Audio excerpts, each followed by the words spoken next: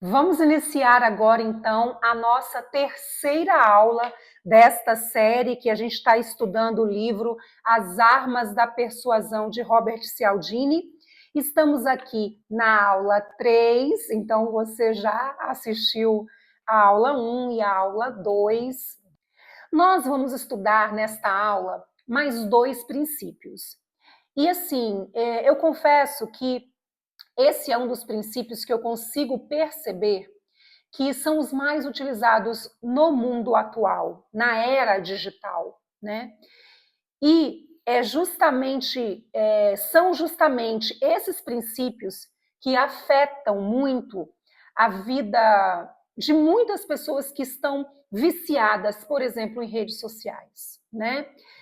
São esses princípios utilizados pelos grandes influenciadores que, de fato, faz com que a vida de muitas pessoas fique ruim, principalmente na questão do autoconhecimento, da sua identidade, da sua autenticidade e também na questão financeira, né? E eu vou te explicar aqui por quê. No capítulo 4, ele fala sobre o princípio da aprovação social. Nós vivemos numa sociedade, nós, humanos, nós sentimos uma necessidade de aprovação social. Mas aqui eu não estou falando da questão do pertencimento, aqui eu não estou falando da necessidade de ser aceito. Eu estou falando de uma característica de que nós tendemos a agir de acordo com a maioria, mesmo que nós estejamos pensando em coisas diferentes, mesmo que nós queremos algo diferente, mesmo que a gente sente que a gente pode fazer alguma coisa diferente. A tendência é que a gente faça aquilo que a maioria está fazendo. É uma característica humana. Fazer, escolher, ir no caminho que a maioria está fazendo. É uma característica humana. E os grandes marqueteiros, eles entenderam isso. Robert Cialdini compreendeu que a aprovação social é realmente um princípio utilizado para que você possa ser influenciado. A aprovação social parte do princípio de que não é que você tem que ser aprovado na sociedade, mas que você é aprovado quando você está no meio da maioria. Que você faz aquilo que a maioria está fazendo, para que você se sinta uma pessoa normal, vamos dizer assim. Existem alguns restaurantes que eles utilizam desse princípio como uma forma de dizer para você que você deve ir neste restaurante, mesmo que não seja naquele dia. Você já reparou? Não sei se você já conseguiu reparar, ou se você sabe dessa técnica, talvez você já saiba. Você às vezes chega em restaurantes e você muitas vezes chega nesses restaurantes e vê lá uma mesa escrito reservado. E você vê uma outra mesa escrito reservado. E você entra no restaurante porque tem mesas vazias. E você pode reparar, o tempo inteiro que você esteve no restaurante, ninguém chegou para ocupar aquelas mesas reservadas. Você sabe por que o restaurante faz isso? Ele faz isso como uma arma de persuasão. Ele está mostrando para você que o restaurante é frequentado por outras pessoas. É tão frequentado que existem pessoas que pediram reserva. Mas, na verdade, aquelas plaquinhas de reserva ali, elas só foram colocadas no intuito de fazer com que você inconscientemente pense que o restaurante é muito frequentado. E aí você pode dizer para mim, mas Bianca, isso não é um tiro no pé para o dono do restaurante? Porque aí às vezes as pessoas querem entrar e não vão entrar porque aquele já está cheio, por exemplo. Tem mesas vagas, mas está como reservado, então as pessoas vão para outro lugar. Não é um tiro no pé. Porque você não vai entrar naquele dia, mas em outro dia você vai voltar. Em outro dia você vai voltar. E é essa a imagem que o dono do restaurante ele quer passar para você. Às vezes você entra lá numa rede social de um grande influenciador e você vê lá 2 milhões de seguidores. Aí você pensa, eu tenho que seguir essa pessoa também, porque afinal de contas, ele tem tantos seguidores e eu tô fora disso. Não, eu tenho que me sentir pertencente a esse grupo também. Nós tendemos a querer estar onde a maioria está, mesmo que a gente pense diferente. E esse é um grande problema, porque, na verdade, muitas vezes nós saímos daquilo que é essencial para nós saímos daquilo que é a nossa essência, o nosso verdadeiro eu, para se encaixar num grupo que aparentemente é a maioria. Até mesmo porque, como eu penso assim, como você pensa assim, muita gente vai pensar assim. E vai ter aquela atitude justamente porque quer se sentir participante daquilo ali. Quer estar aprovado socialmente por fazer parte daquele grupo que é a maioria. Tá? Nós vamos lá na página 124, pessoal. Esse princípio, ele é muito, muito utilizado pelos marqueteiros, tá? Ele é muito utilizado mesmo. E você pode perceber isso nos grandes influenciadores digital. Aí eu vou te falar mais sobre isso, tá bom? Olha só, ele vai dar um exemplo bem interessante aqui, lá na página 124, e você vai entender bem. Pesquisadores também têm empregado procedimentos baseados no princípio da aprovação social, às vezes com resultados espantosos. Um psicólogo em particular, Albert Bandura, foi pioneiro no desenvolvimento de ações desse tipo para eliminar comportamentos indesejáveis.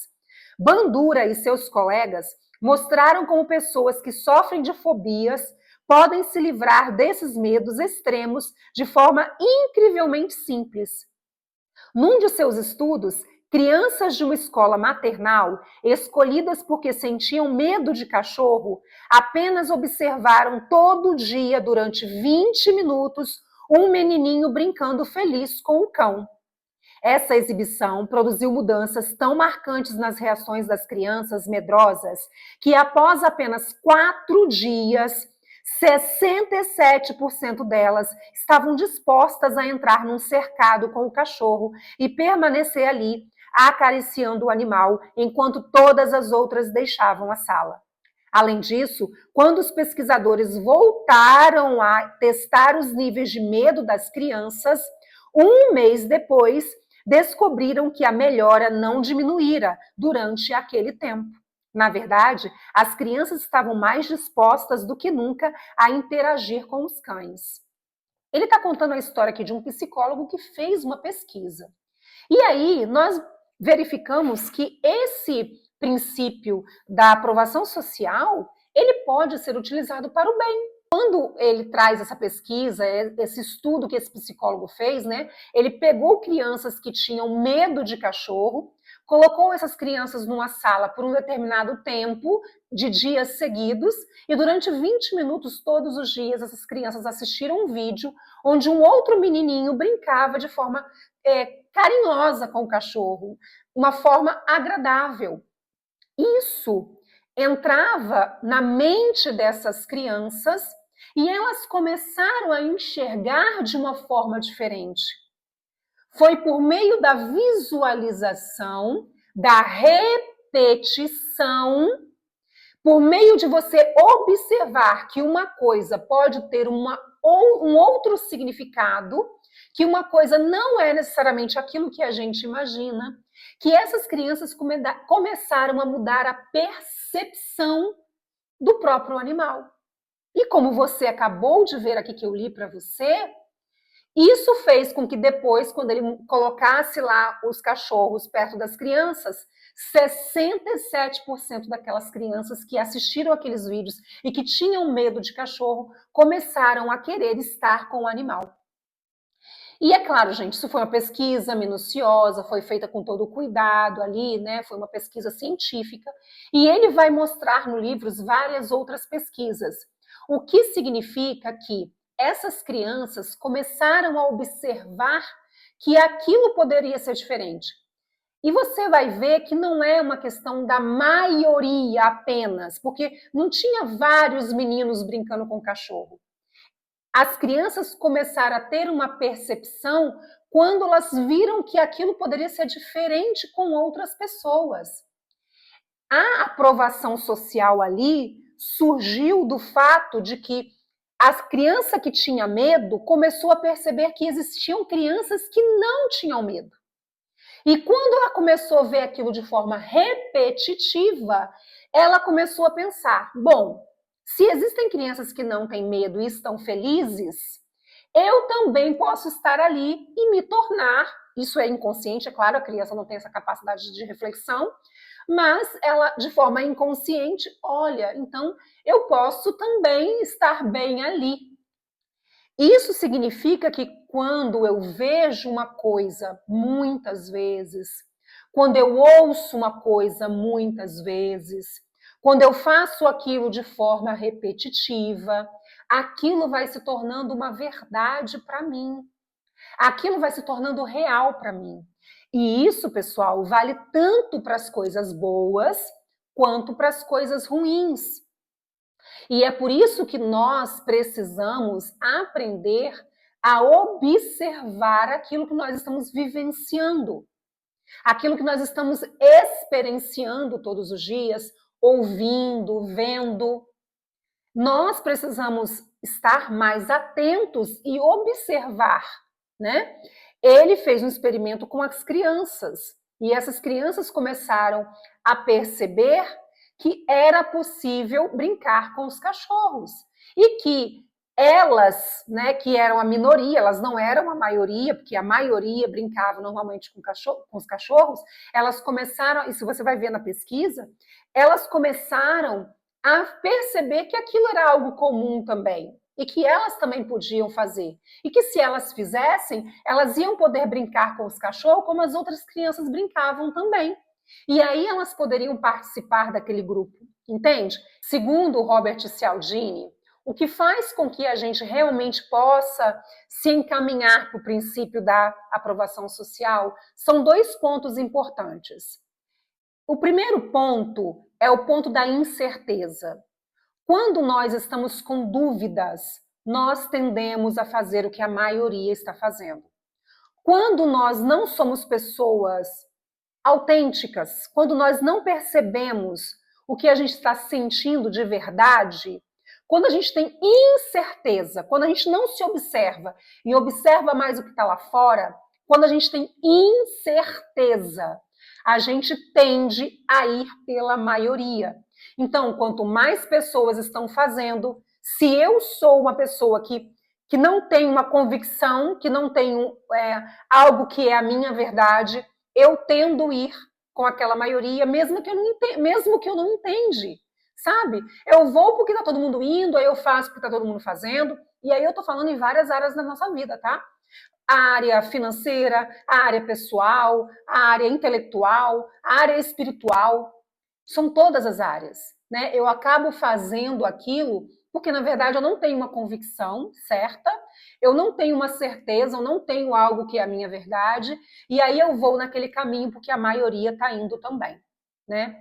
Este é o primeiro ponto, e nós vamos lá na página 132 para a gente compreender o que ele está falando sobre isso, sobre essa questão da incerteza. Olha só. Após adquirir diversas pequenas mercearias em 1934, isso em 1934, olha só, hein?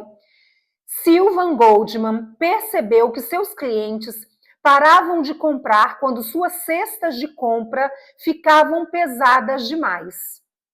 Isso o inspirou a inventar o carrinho de compras, que em sua forma inicial era uma cadeira dobrável, equipada com rodas e um par de cestas de metal pesadas. O invento tinha um aspecto tão estranho que, de início, nenhum dos fregueses de Goldman estava disposto a usá-lo, mesmo depois de ele fabricar um suprimento mais do que adequado. colocar diversos carrinhos no local visível da loja e instalar cartazes descrevendo o seu uso e seus benefícios.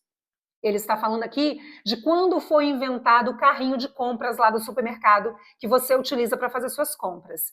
Que ele fez um carrinho, colocou lá, mas ninguém utilizava. Aí olha só, frustrado e quase desistindo, experimentou mais uma ideia para reduzir a incerteza dos clientes, baseada na aprovação social. Contratou compradores para andar com os carrinhos pela loja.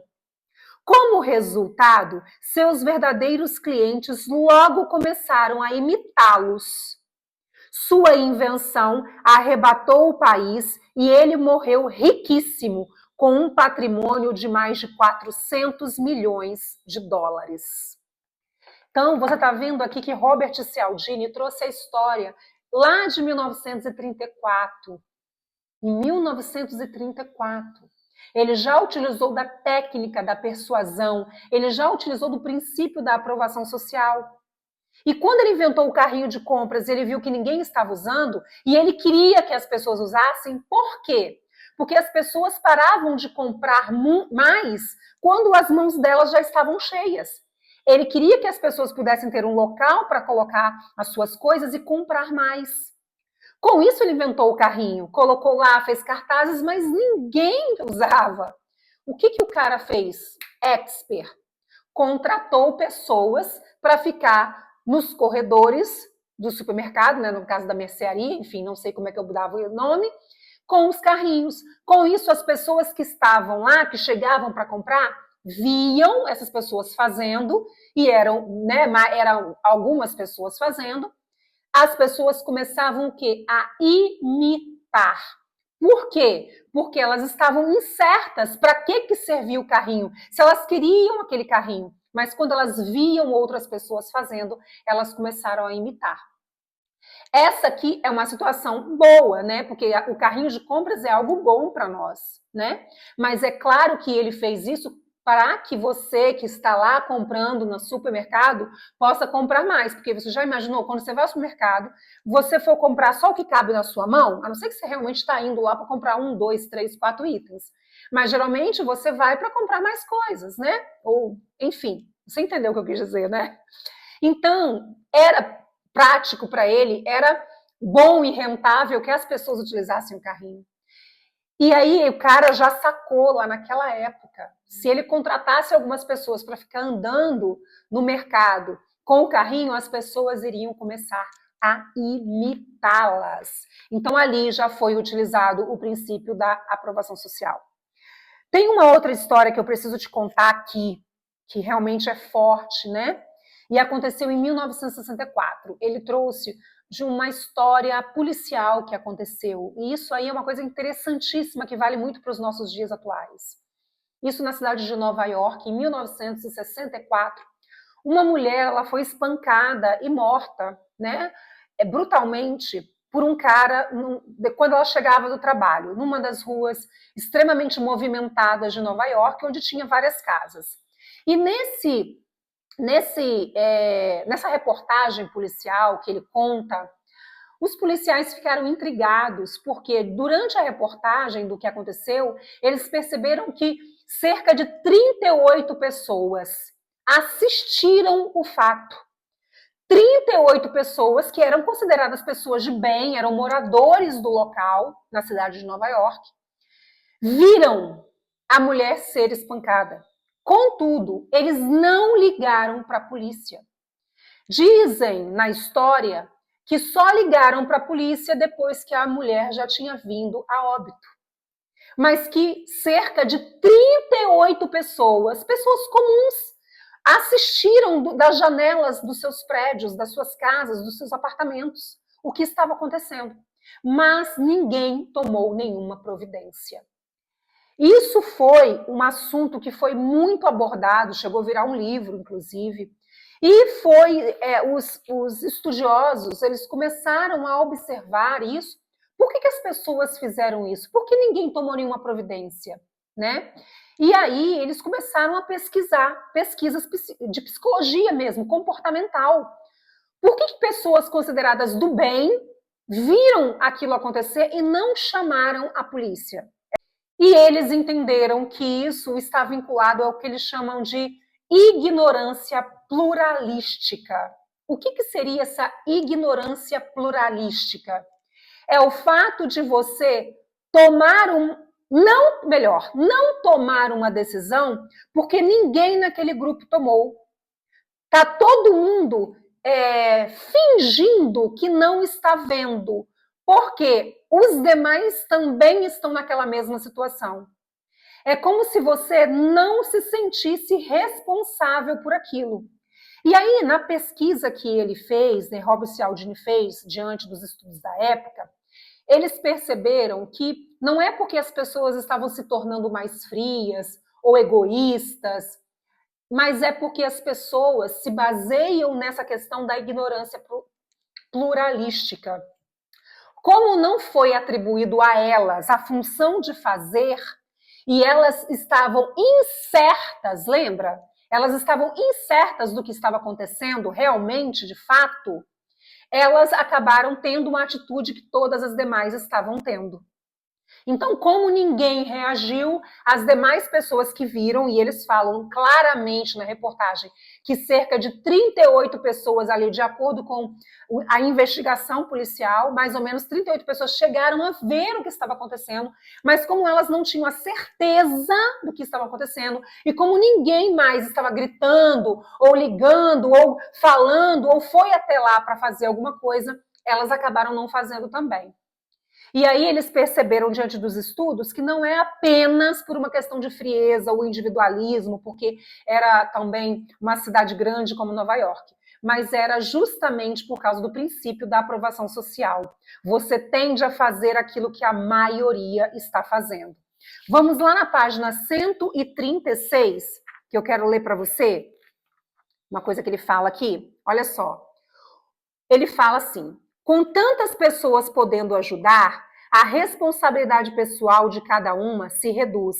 Talvez outra pessoa vá ajudar ou pedir ajuda. Talvez alguém já tenha feito isso. É o que você pensa. Tem outras pessoas vendo, então, será que sou eu que tenho que tomar essa atitude? Isso é uma ignorância pluralística. Não é porque você é uma pessoa fria. Aquilo incomoda você. Mas você acaba não tomando uma decisão porque você não acha que você é capaz de ajudar ou você não tem a certeza que aquilo ali realmente está acontecendo.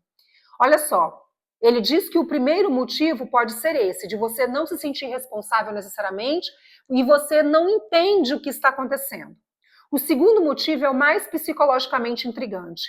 Ele se baseia no princípio da aprovação social e envolve o efeito da ignorância pluralística. É isso que eu acabei de te falar.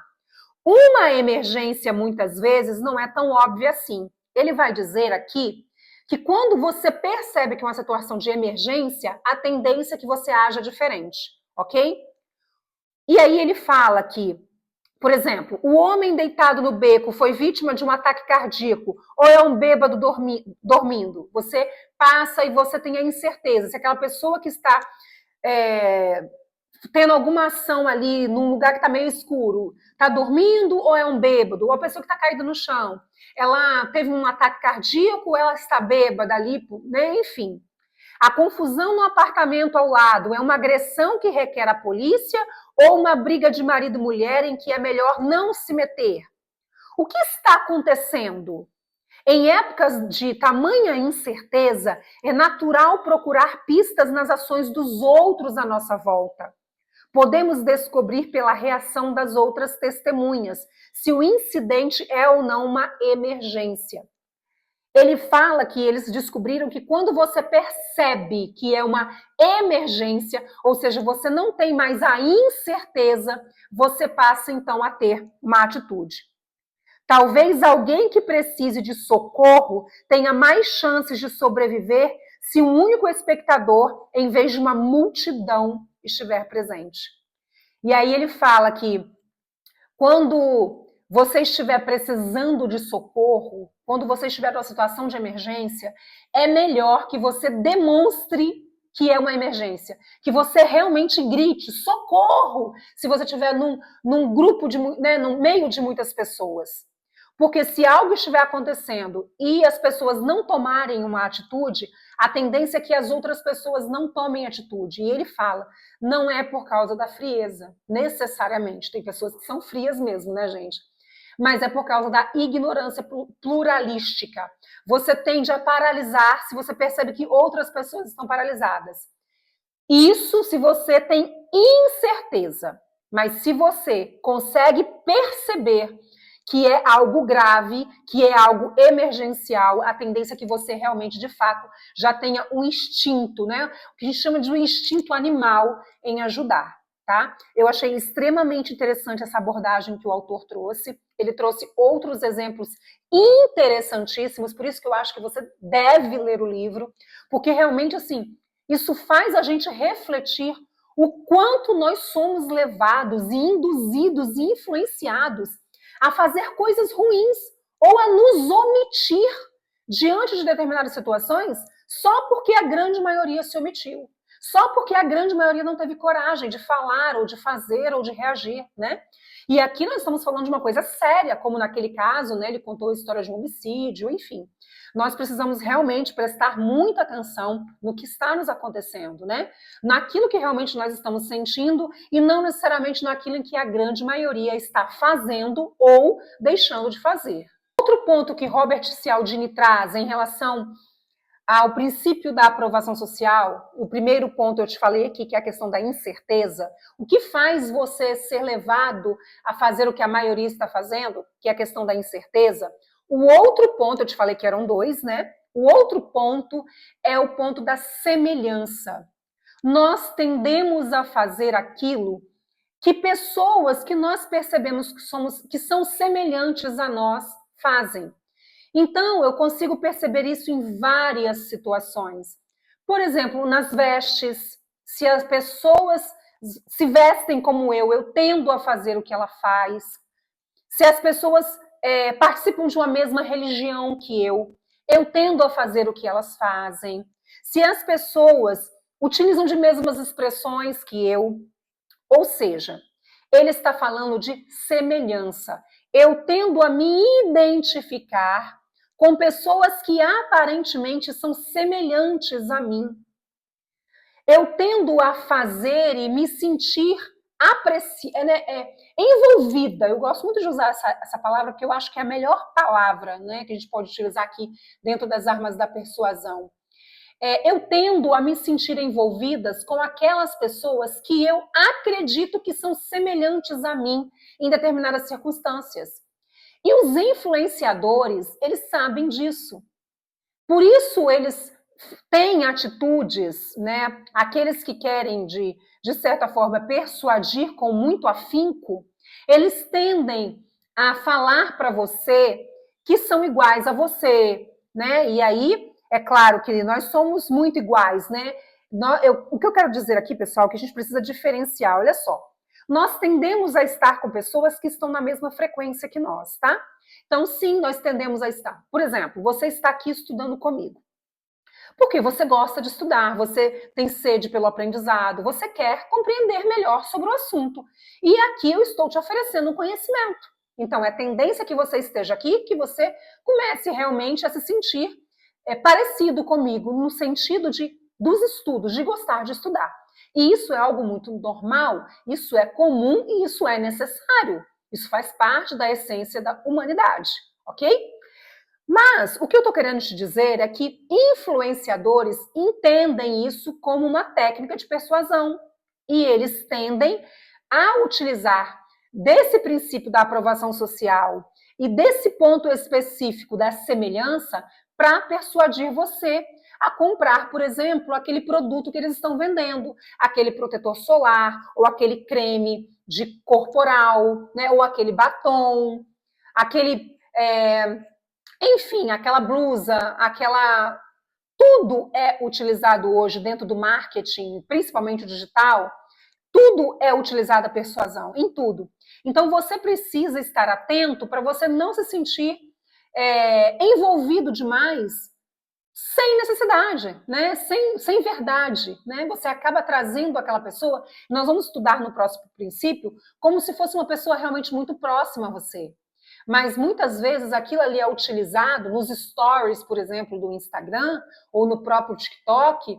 Você vai perceber que aquilo ali é utilizado de forma que para que você se identifique com a pessoa, para que você veja aquela pessoa como semelhante a você, ok? E quanto mais você se vê semelhante àquela pessoa, quanto mais você se vê próximo àquela pessoa, a tendência é que você tenha confiança nela e realmente você compre o produto que ela está querendo vender para você.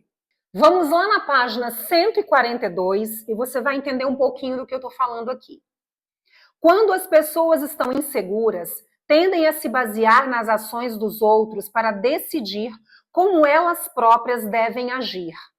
Além disso, existe outra importante condição, a semelhança, que é o que nós estamos discutindo agora. O princípio da aprovação social funciona mais fortemente quando estamos observando o comportamento de pessoas como nós, ou que nós identificamos que são como nós, ok? Acredito que seja por isso que estamos vendo um número crescente de depoimentos de gente como a gente nos comerciais de televisão e, é claro, hoje em dia nas redes sociais.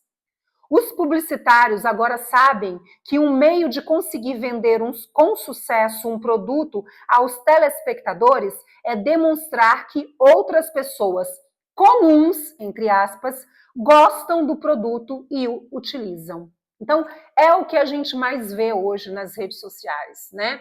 A gente sabe que a pessoa vive uma vida completamente diferente da nossa, mas ela está ali mostrando um produto para nós. A gente acaba achando que essa pessoa, né, é realmente semelhante a nós, tem características semelhantes a nossas. Às vezes só porque talvez ela seja da mesma religião que a gente, ou talvez porque ela goste da mesma banda musical, ou talvez porque ela gosta do mesmo estilo de roupa, ou porque ela gosta da mesma prática de esporte, né? E aí a gente acaba sendo realmente influenciado. E esses influenciadores, eles sabem disso e utilizam dessa técnica todos os dias para persuadir as pessoas que estão vivendo ali no piloto automático e que realmente não param para perceber o que realmente estão sentindo. E como a gente pode se defender disso? Como a gente pode sair desse princípio da aprovação social? Como que a gente pode agir por nós mesmos e não necessariamente seguir o que a maioria está fazendo? A resposta eu já te dei na própria pergunta. É quando a gente para observar nós. É como quando a gente para observar o que a gente está sentindo. Olha o que ele fala lá na página 167.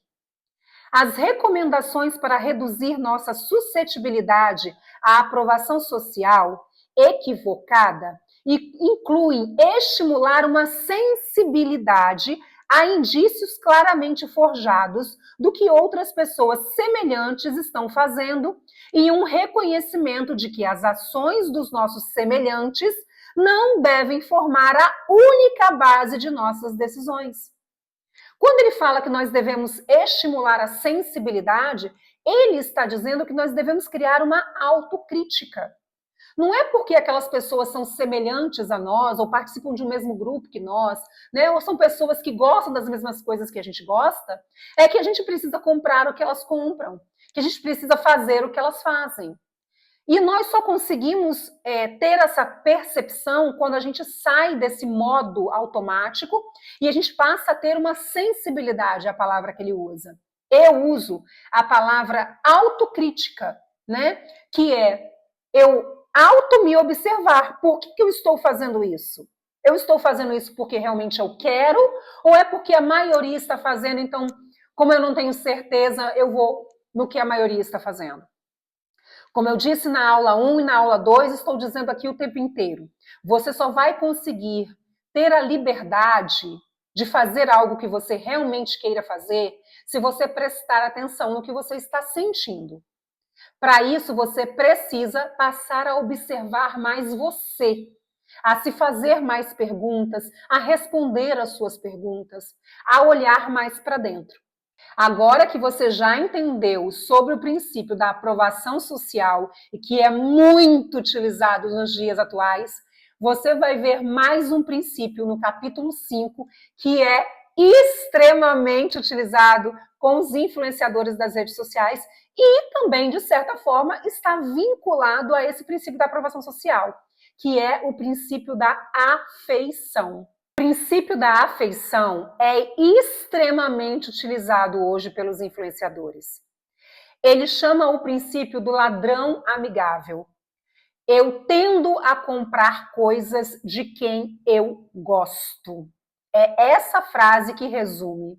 Eu tendo a comprar uma coisa de quem eu gosto. E não preciso gostar muito, basta eu ter uma simpatia por essa pessoa. E aí, o que acontece? Você vai perceber que as pessoas vão começar a fazer coisas mostrando que gostam muito de você. Esses influenciadores, eles vão tomar atitude, gente, lembrando mais uma vez, por favor, eu não estou falando que todo mundo faz isso, eu não estou falando que todos utilizam de manipulação, não estou falando isso, eu faço questão de frisar aqui. Nós somos adultos e nós estamos estudando um livro chamado As Armas da Persuasão. Este livro traz conhecimentos importantes de estudos psicológicos, de estudos de comportamento humano, ok? E aí você não tem que, mais uma vez eu falo, ficar neurótico achando que todo mundo está querendo te manipular, tá bom? O que nós precisamos é ter o conhecimento e saber como lidar com esse conhecimento em nosso favor, ok? E aí o que eu quero te dizer é que no capítulo 5, nós estudamos o princípio da afeição. E o princípio da afeição é que nós tendemos a comprar alguma coisa de alguém que a gente goste, de alguma pessoa que a gente sente que é um amigo, por exemplo. E como esses grandes marqueteiros utilizam isso? Como os grandes políticos utilizam isso? Como os grandes influenciadores, como as grandes empresas utilizam isso? Se aproximando de você. Eles tentam se aproximar.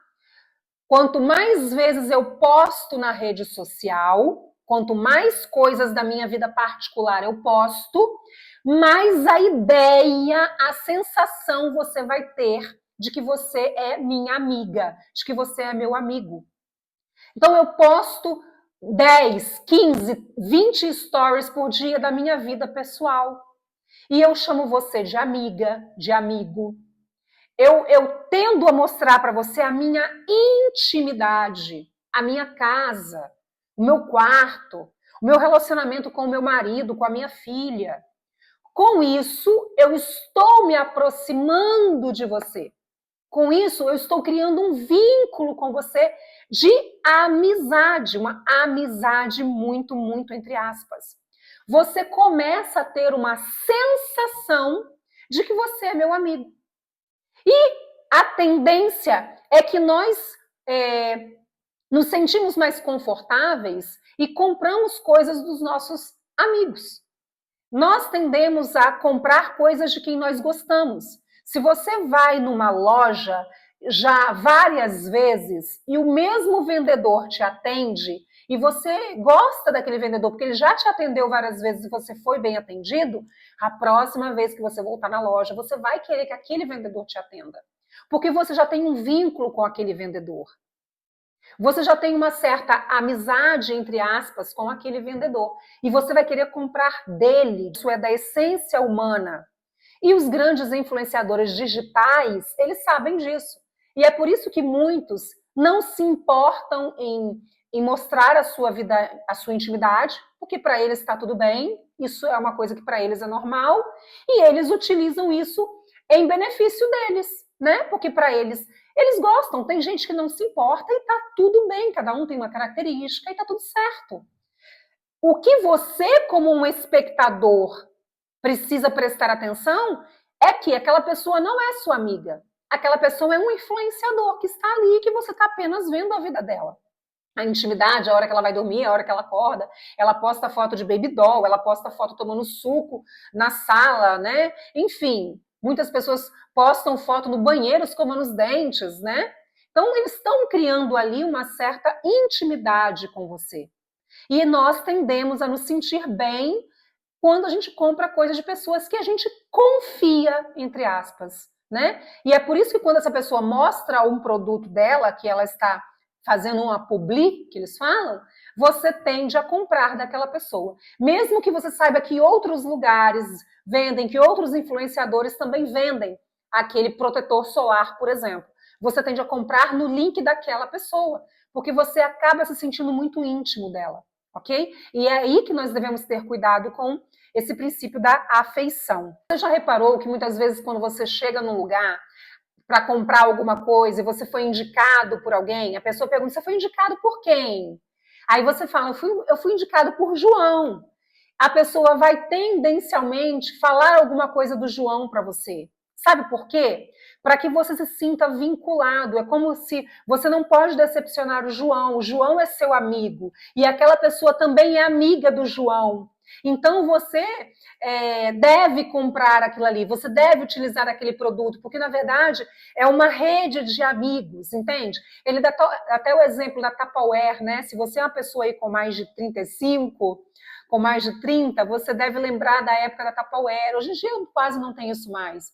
Mas as mulheres faziam reuniões na casa de outras mulheres, faziam sorteios, né? Geralmente era um grupo de amigas, e você tendia a comprar um monte de vasilhas de plástico lá, que você nem precisa, só porque você estava num grupo de amigas, né? Então, ele cita essa história da Tupperware. E nós vamos lá na página 173. Esse princípio da afeição, ele é um princípio muito, muito utilizado hoje, tá? Eu vou te contar a história aqui de Joy Girardi, que era um vendedor de carros, que já entendia sobre isso há muitos anos, e ele utilizou o princípio da afeição para ser um dos maiores vendedores de carros do planeta, tá? E aí você vai ver a história aqui comigo, rapidinho, olha só. Joy Girardi, que é de Detroit, se especializou em usar a regra da afeição para vender automóveis da Chevrolet. Ele enriqueceu no processo, ganhando centenas de milhares de dólares ao ano.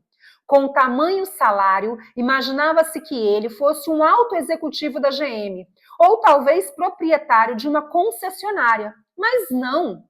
Ele ganhou seu dinheiro como vendedor. Era fenomenal no que fazia. Por 12 anos consecutivos, levou o título de vendedor número 1. A cada dia de trabalho, vendia em média mais de 5 carros e caminhões e foi reconhecido como o maior vendedor de carros do mundo pelo Guinness. Apesar de todo o seu sucesso, a fórmula que empregava era surpreendentemente simples. Consistia em oferecer às pessoas apenas duas coisas: um preço justo e alguém de quem gostariam de comprar. Entre aspas, para conseguir um negócio, basta juntar um vendedor de que você gosta e o preço que considera adequado. Fecha as aspas, declarou ele em uma entrevista. O que Joy entendeu é que, além de oferecer o preço justo, ele precisava estar envolvido com os compradores. Ele precisava fazer com que os compradores gostassem dele. Porque o preço justo, os outros vendedores da concessionária também ofereciam. Afinal de contas, o carro não era oferecido com preços diferentes de acordo com o vendedor. Mas ele, por 12 anos, se tornou o vendedor número 1 da concessionária. Por quê? Porque ele entendeu que, além do preço justo, ele precisava fazer com que os seus clientes gostassem dele. E ele utilizava de técnicas que os seus clientes passassem a gostar dele. A forma como ele falava, a forma como ele chegava nos seus clientes. E uma das coisas que Robert Cialdini fala nesse livro, As Armas da Persuasão, é que o Joy, ele mandava bilhetes, mandava cartãozinhos em épocas comemorativas, né, para os seus clientes. E que no final desse textinho que ele mandava, ele dizia, eu gosto de você. Olha que interessante. No cartãozinho que ele mandava para os seus ex-clientes que já tinham comprado o carro, ele mandava, eu gosto de você. O mais interessante é que na pesquisa aqui que Robert Cialdini traz para a gente, os psicólogos, os estudiosos, eles perceberam que mesmo quando você ouve um elogio, né? Mesmo quando você ouve aí um eu gosto de você e que você fique com dúvida se isso é realmente verdade, você tende a ficar envolvido com essa pessoa. E aí você pode perguntar, como que o Joey, esse vendedor de carros, conseguiu isso? Como que ele fez que outras pessoas gostassem dele, além de falar, eu gosto de você? Segundo os estudos, existem formas de você fazer com que uma pessoa goste de você. A primeira delas é pela atratividade física. Então, você tende a gostar de pessoas que têm uma aparência que te agrada. E aí ele vai trazer observações de que sim, nós tendemos a gostar de pessoas que se vestem bem, nós tendemos a gostar de pessoas que são mais caprichosas com elas mesmas, nós tendemos a gostar de pessoas que dentro do padrão da sociedade, né, aí pode ser uma coisa até ruim, mas isso é fato, isso é real, isso são os estudos mostram. Nós tendemos a gostar de pessoas que são aparentemente bonitas, né? Então, ele fala que a atratividade física é uma das formas de fazer com que a gente, de forma inconsciente, passe a gostar daquelas pessoas. Isso é o que os estudos mostram. Lá na página 176, para a gente entender um pouquinho mais sobre isso. Olha só. Outras pesquisas indicam que o processo judicial é igualmente suscetível às influências de peso e estrutura óssea. Parece que pessoas de boa aparência tendem a receber um tratamento altamente favorável no sistema legal. Pesquisadores classificaram a atratividade física de 74 réus do sexo masculino no início de seus julgamentos.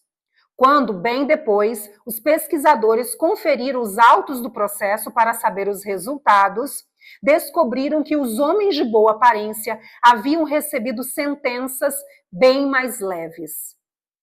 Outros experimentos demonstraram que pessoas atraentes são mais passíveis de obter socorro quando precisam e são mais persuasivas em mudar as opiniões de um público.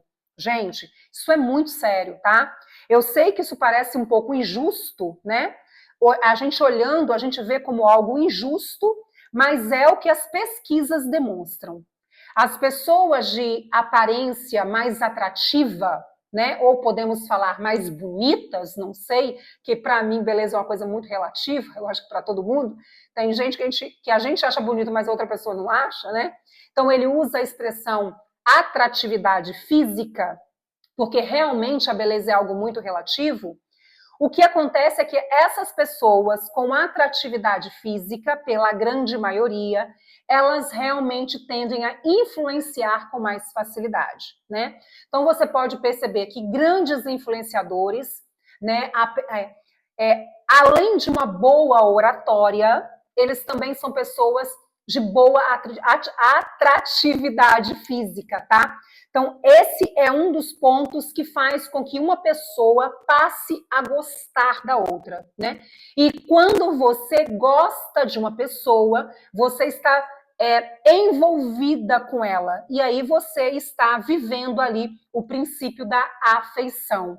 E é justamente isso que faz com que você seja induzido a fazer o que a pessoa quer. Isso envolve também a questão política, tá, gente? Ele também vai falar sobre isso, tá bom? Estudos demonstraram nos Estados Unidos que grupos grandes de pessoas votaram, mesmo que inconscientemente, em candidatos que tinham uma melhor afeição, né? Uma melhor aparência, vamos dizer assim, tá bom? E aí, vamos lá, um outro ponto que ele fala, que nós já estudamos aqui, é a questão da semelhança. Lembra que nós vimos isso lá no princípio anterior? Que a questão da semelhança faz a gente ir ao encontro da maioria? A gente tende a ir com a maioria? Pois é.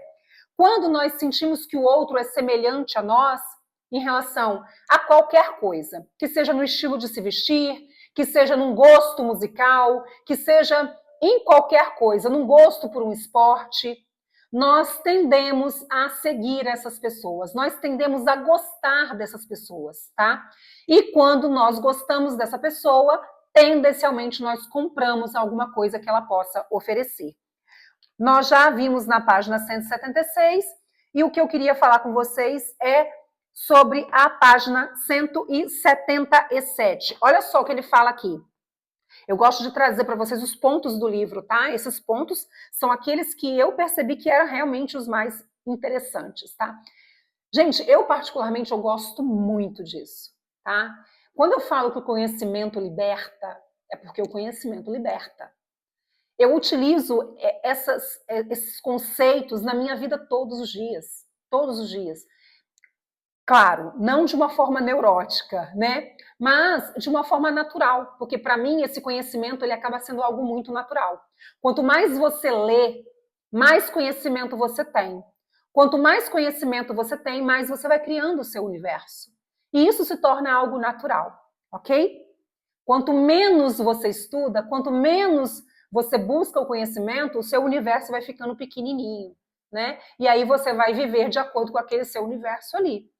E esse pequeno universo, ele pode te aprisionar, né?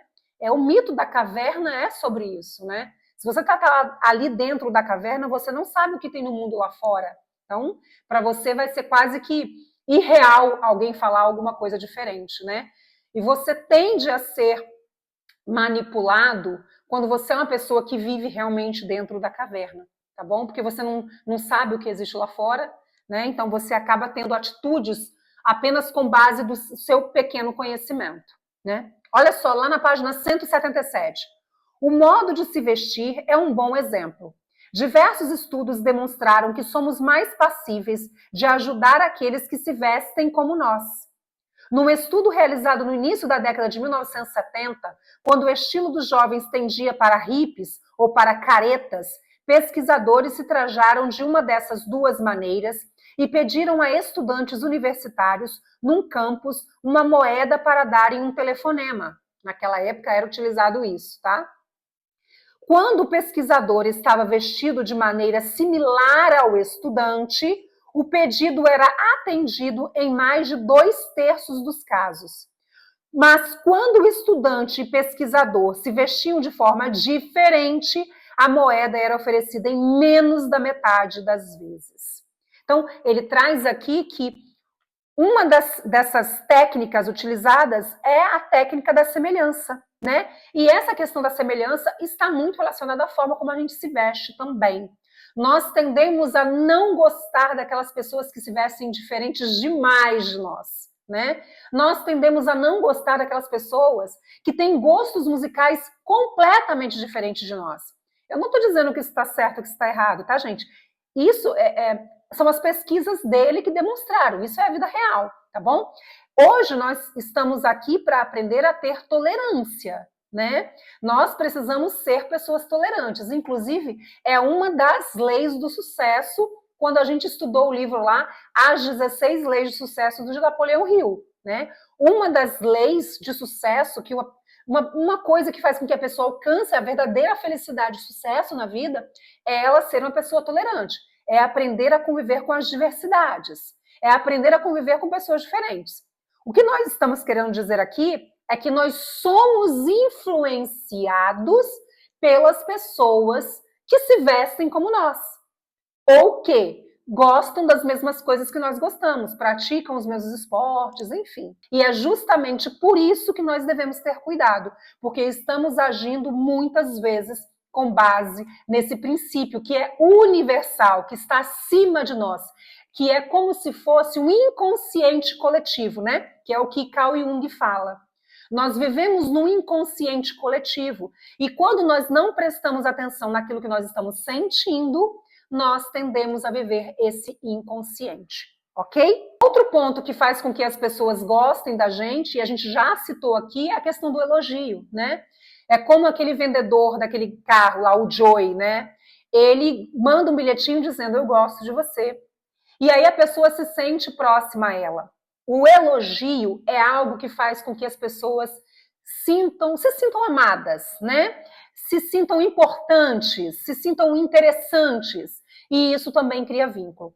E eu já comentei aqui antes, e eu vou frisar mais uma vez, ele fala que nos estudos, os estudos demonstram que mesmo quando a pessoa tem dúvida se aquele foi um elogio sincero, ela tende a ser envolvida com aquela outra pessoa. Então é aí que a gente tem que observar se nós estamos sendo persuadidos ou se a gente está sendo manipulado.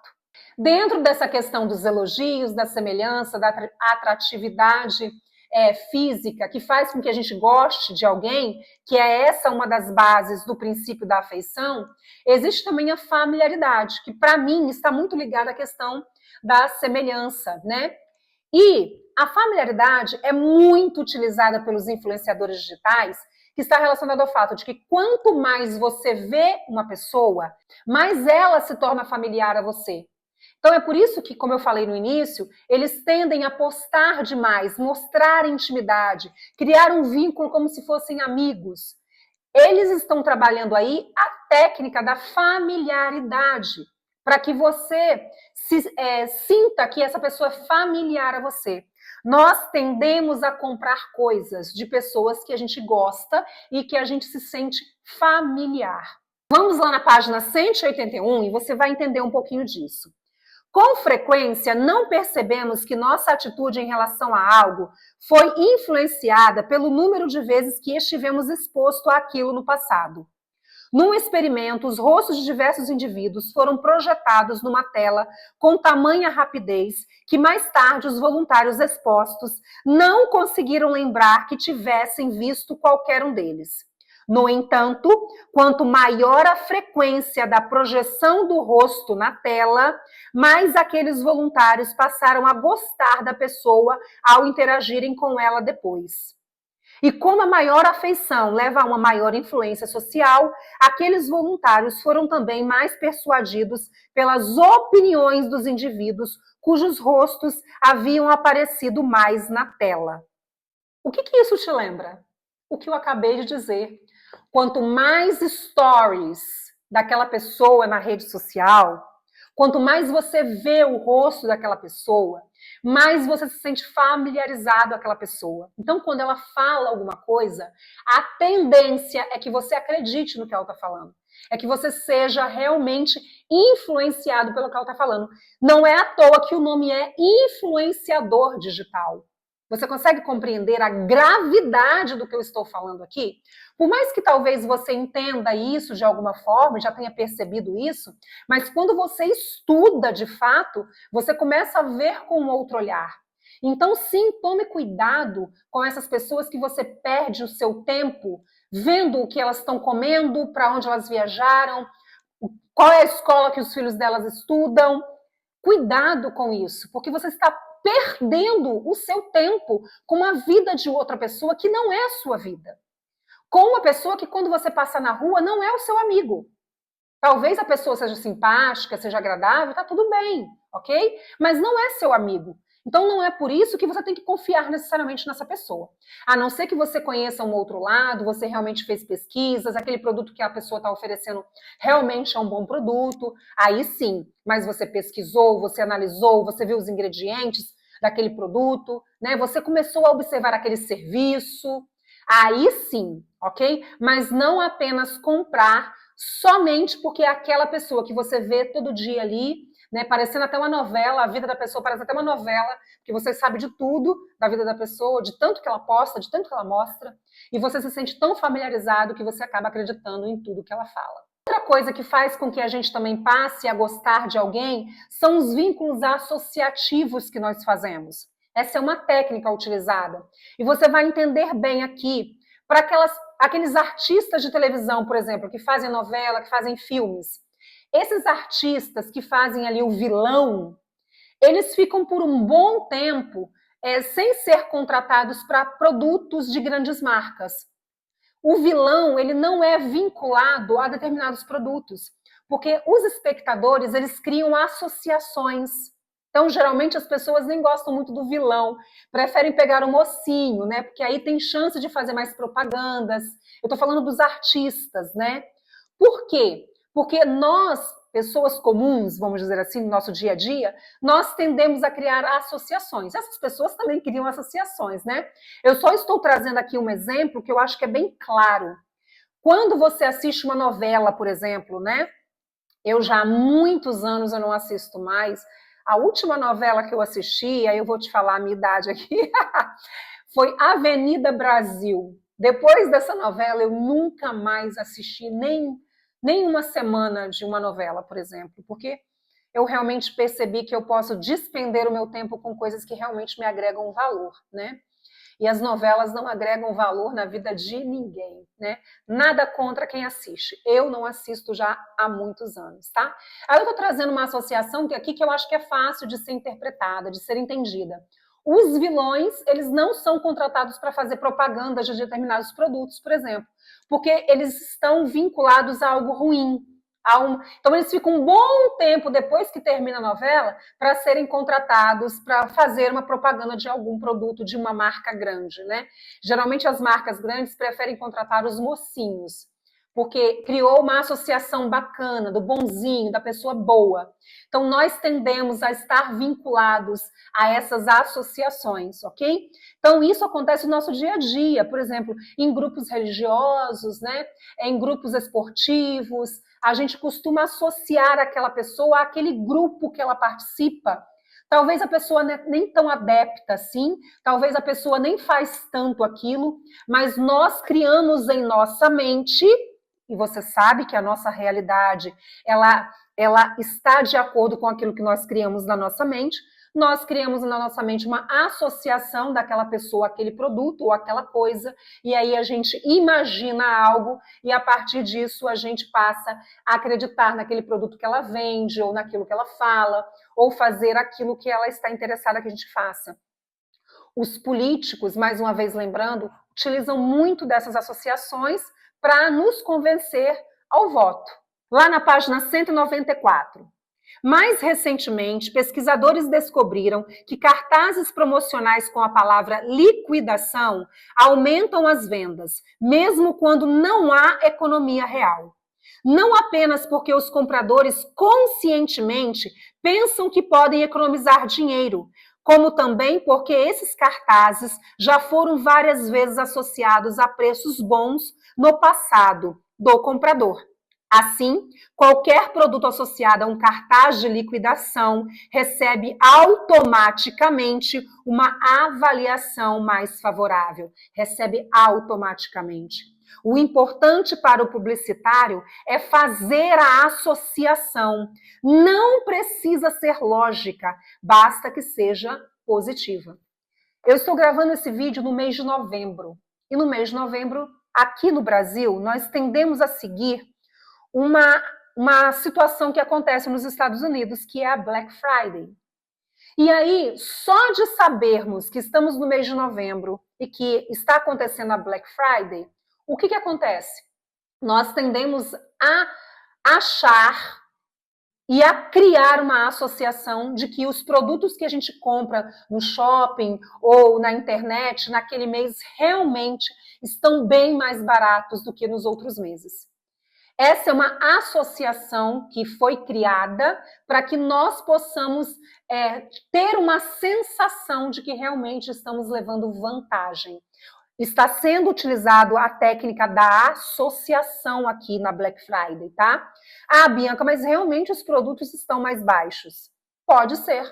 Pode ser que um produto esteja realmente, mas não os demais. Eles estão realmente nos mesmos preços. Mas pela técnica da associação, você cria automaticamente no seu cérebro uma ideia de que você está levando vantagem e você acaba comprando muitas vezes sem ter tanta vantagem assim.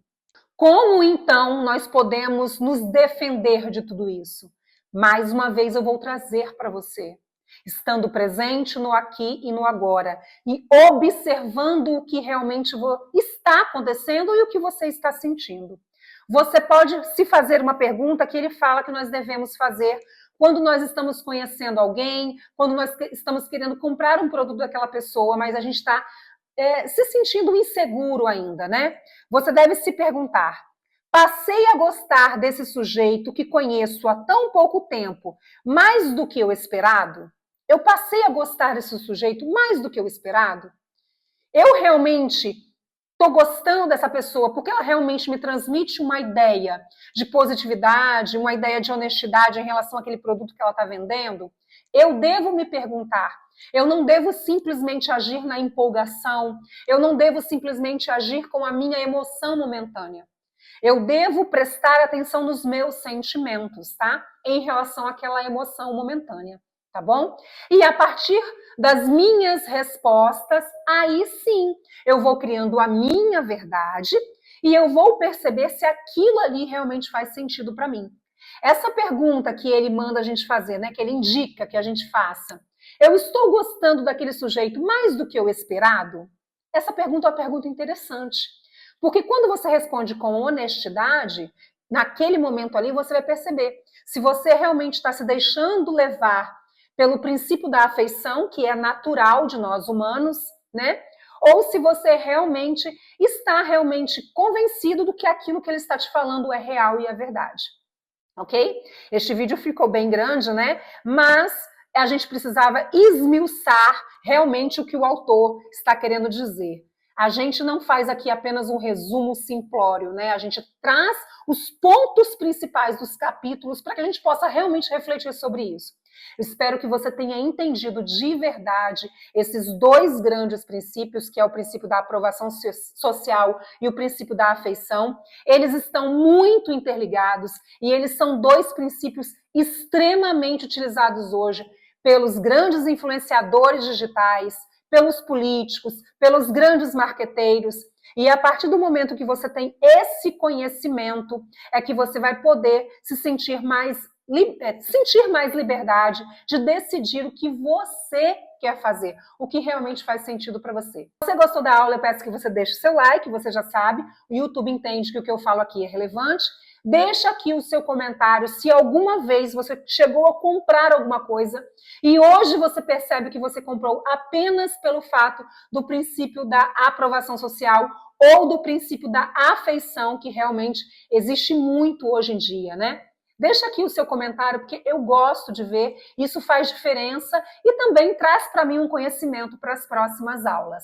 Eu espero que essa aula tenha feito sentido para você e você já sabe, eu sou extremamente grata por você que ficou até aqui.